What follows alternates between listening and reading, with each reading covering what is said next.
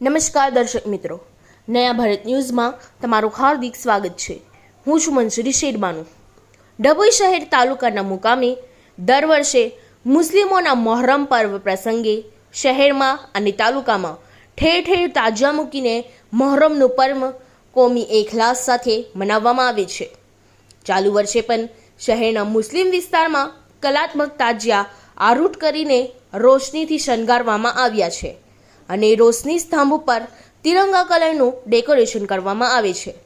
આજે તારીખ 17મી મુસ્લિમ બિરાદરો માટે સૌથી મોટો મોહરમના 10મા ચાંદ મુસ્લિમ બિરાદરો દ્વારા કલાત્મક તાજિયા વિસર્જન જુલુસ દરમિયાન દર્શનાર્થે દરેક જ્ઞાતિના લોકો બાધા તથા માન્યતા પૂરી કરવા માટે શ્રીફળ, દીવો તથા અલગ અલગ ચીજવસ્તુઓ ચડાવીને માન્યતા પૂરી કરી હતી।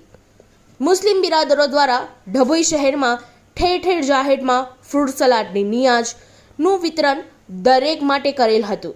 અલગ અલગ ફળિયામાં પણ નિયાઝ પ્રસાદીનું વિતરણ વ્યવસ્થા કરવામાં આવી હતી। મોહરમના આ 10મા દિવસના રોજા રાખીને મુસ્લિમ બિરાદરો અલ્લાહની બંદગી કરી હતી। તાજિયા કમિટી દ્વારા પૂરા ભાવ ભક્તિ સાથે વર્ષોની પરંપરા મુજબ આજે વિસર્જન કાઢવામાં આવ્યું હતું, જેમાં શહેરના વકીલ બાંગ્લા ભારત ટોકીજ ટાવર થઈ ચીપવાદ બજાર કાજીવાડા મસ્જિદ પાસે સ્ટેશન રોડ ખાતે સમાપ્ત કરવામાં આવ્યું હતું, જ્યાં સાલાતો સલામ પડવામાં આવી અને દુઆ ગુજારવામાં આવી હતી। જ્યારે છીપા બજારમાં ખત્રી ચમાચ દૂધ ફાલુદોનું વિતરણ કરવામાં આવ્યું હતું।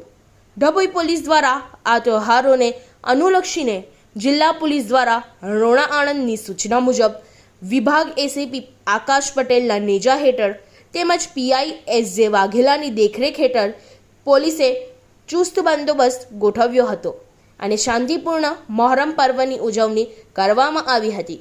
Bureau report Lalabhai Bhatiyara.